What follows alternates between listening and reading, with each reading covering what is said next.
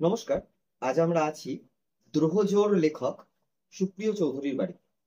2014 সালে শারদীয়া দেশ পত্রিকায় প্রকাশিত হয় এই আশ্চর্য উপন্যাস। অনেকগুলো উপন্যাসের মধ্যে পাঠকের দৃষ্টি আকর্ষণ করে দ্রোহজোর। আজ প্রায় 11 বছর পর সেই লেখক আমার সামনে। জেনে নেব 2014 সালের প্রথম উপন্যাস হিসেবেই দ্রোহজ যে ব্যাপক সাড়া জাগিয়েছিল তার পেছনের গল্পটা। নমস্কার, আমি মনসিজ, আমার সাথে আছেন সুপ্রিয়। সুব্রতা, প্রথম জানতে চাই যে প্রভোজর যে প্রথম চরিত্র সুদীপ্ত, তার সম্বন্ধে।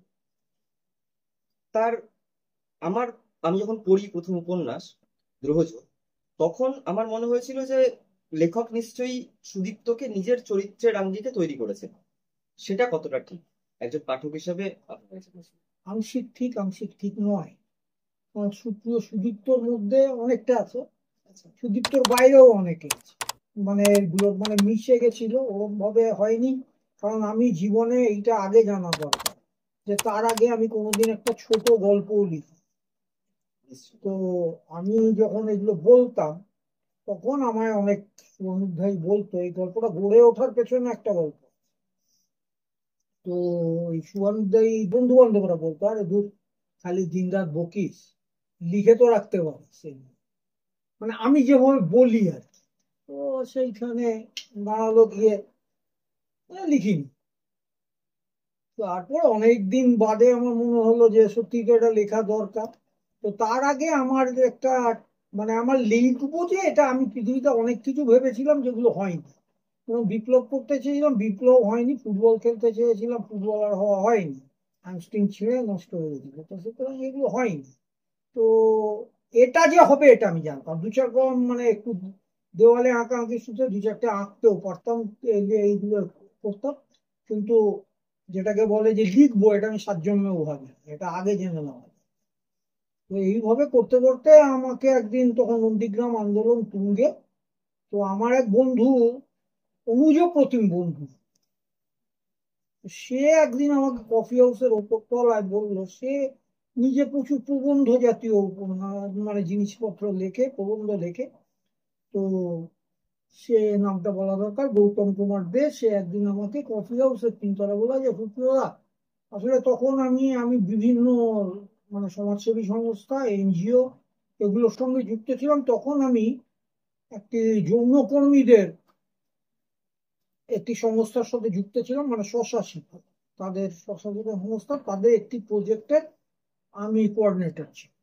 তো সেই সময় আমাকে বললো যে আচ্ছা, আপনি যে এই ভূমিকর্মীদের এই যে এলাকায় কাজ করলেন, সেইটা নিয়ে একটু লিখুন। তো আমি বললাম যে আমি লিখবো, কি লিখবো? তো বললো লিখুন না, যা হোক, কারণ এটা তা আমি একজনের সাথে কথা বলি। এই আমি প্রথম ওকে রোজ বলি যে লিখছি, কিছুই লিখছি না। তো এই ও আমায় রোজ তাড়া দিচ্ছে। তারপর একদিন ও একটু মানে সিরিয়াস ধরনের ছেলে ছিল, বলে বিপ্লব, আপনি যদি এরপর লেখাটা না দেন তাহলে এবার বইমেলায় এটা ছাপা হবে, আমার মুখ থাকবে। তো আমি তখন একটা প্রজেক্টের সাথে ছিলাম। তো আমার ওই প্রায় ধৌলির টিকিট কাটাই থাকে। রোজ সকালে ধৌলির টিকিট কেটে আমি উঠলাম, বুঝলাম যে আজকে লিখতেই হবে। ট্রেন যখন গিয়ে ভদ্রকে দাঁড়ালো তখন আমার লেখাটা প্রায় শেষ। বাকিটা আমি গাড়িতে লিখলাম, 16 পাতার লেখা। তখন হাতে লিখতে লিখতে যাচ্ছে, এই যে অন্য সে বানান টানান ভুল ভুল, ওই আর না, দূর, লিখলে হয় না লিখলে হয়, তারপরে এনে দিলাম। সেই বেচারা, তারই যেন পিতৃশ্রাদ্ধ। সে একেবারে সারাই সেই প্রায় রাত্রি 12টা অব্দি আমার সামনে বসে থেকে বানান টানান ইয়ে করে নিয়ে সে চলে গেল।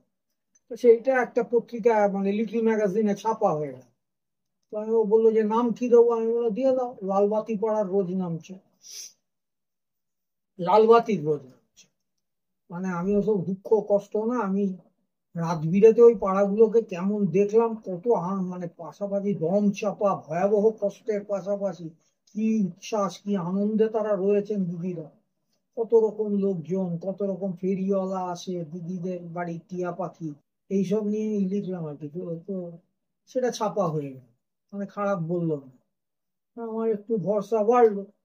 ভরসা বাড়ার পরে তখন তখন কি করি কি করি, তখন সবাই বললো যে হ্যাঁ ভালো হয়েছে। তো সেটা কি 9-10 সাল হবে? 10 মাস, তখন 9-10 না, তারও একটু আগে। তারপরে আমি অনেকদিন মানে ওই জলে যেরকম ঘেটো কাতলা ডুব মারে না, ওরকম ডুব মেরে আমি অনেকদিন ছিলাম। আবার কি লিখব? তো এইটা লেখার পরে দুটো কাণ্ড ঘটলো আর কি। সেই সময় মানে অনেকের সাথে আলাপ হলো, সবই মানে আশপাশেই ছিল। আমি একদিন ওইটা যখন লেখাটা বেরোলো, তখন আমি ওই বই মেলাতেই বেরিয়েছে, বই মেলাতেই ওর 4 পাতা জেরক্স করে আমি একদিন সুমনদাকে ধরিয়ে কথা প্রথমে বলল, বাবা এটা একটু পড়ে দেখো তো কিরকম। তা সুমনদা দে দে দে, নিয়ে সুমনদা চলে গেল। সুমনদা বলতে কোন সুমনদা? কবি সুমন। নিয়ে চলে গেল। তো 3 দিন বাদে আমার একটা মেসেজ ছিল, সেই মেসেজটা আমার কাছে এই সেদিন উড়ে গেল। সব ফোনটা খারাপ হলো। আমি তো এই ফোন ব্যবহার করছি, দীর্ঘদিন চলা ফোন। যাই হোক, তা একটা এলো যে তোর লেখা পড়লাম রে, যেমন গদ্য তেমন কন্টেন্ট। আমি হয়তো থাকবো না, দেখবি একদিন তোর গদ্য অনেক দূর যাবে। মানে সাহস বেড়ে গেল। এবার তো তাহলে কচু গাছ আর কাটলে চলবে না, 2-4টা মানুষ কাটতে হবে। তো এই প্রথম আমি তখন, আর যাদের সূত্র দিয়ে আমার লেখা তাদের মধ্যে একজন ছিলেন, ওরা ছিলেন সত্যবান্দা, আসতেন ইউকো ব্যাংকে চাকরি করতেন। উনি বাসের রং দেখে ভালো না লাগলে বাড়ি চলে যেতেন, যে আজকে অফিস যাবো। মজাদার বাড়ি, তার মানিক খুব ভালো ছিল, মানিক সে বাড়িতে থেকেছে। তার বাড়িতে একটা দরজা আছে, সবকিছুর নাম আছে, সেখানে লেখা আছে দড়ি ধরে মারো টান সারা দেবে সত্যবান। ওইখানে একটা ঘন্টা ছিল ওপরে শোনায়। আর যখন বেরিয়ে যেতেন তখন ওটা উল্টে দিয়ে যেতেন, বলতেন ঊর্ধ্ব লোকে সত্য নাই, রবি টানা বিচার। দরজায় লেখা, দরজায় একটা পোস্ট বক্স আছে জিপিওর মতো, লাল সেই পুরোনো, তাতে লেখা আছে নেক্সট ক্লিয়ারেন্স নেভার। তো এরকম মজাদার বাড়ি। তো এখানে সত্যবান্ধা বললেন, "এই, এটা সামলাতে হবে না, তুমি একটু লেখো।" সত্যবান্ধার কিছু কিছু লেখা এইসব মাঝে খুব ভালো রচনা লিখতেন, বিপুল খুলে লিখতে চান না, তার জন্য উনি বললেন, এই তুমি লেখো। আমি বললাম, লিখবো তো ছাপবে কে? আচ্ছা, না ছাপলে আমি ওসব লেখা ফেকায় নেই, আর পয়সা দিই। বলে পয়সা পাবে কিনা জানি না, তবে তুমি। তখন ওই হয়েছিল না পঞ্জি স্কিম বলে একটা কাগজও হতো, সব পঞ্জি স্কিমের বাজারে কাগজ রোজ 365টা করে কাগজ বেরোতো, পরের দিন 366টা করে উঠে যেত। তো ওই রকম একটা কাগজে আমাকে পাঠিয়ে দিত। তখন আমি ওইখানে আবার খানিকটা আমি অনেক অ্যান্টি ট্রাফিকিং এর এতে, এখানে খালি ওই লাইভ গুলো দিতাম, ওখানে ওই অ্যান্টি ট্রাফিকিং এর এটা, যেহেতু আমি ওইটাই দেখতাম, ওই পাচারের উপরে আমার প্রচুর অভিজ্ঞতা ছিল। মানে ওই প্রচুর আমরা, তো সেইগুলোই আমি লিখলাম। সেইগুলো মিশিয়ে পরবর্তীকালে বই হলো। সে তখন আমি 2 লিখে ফেলেছি, তারপরে সব বই টই।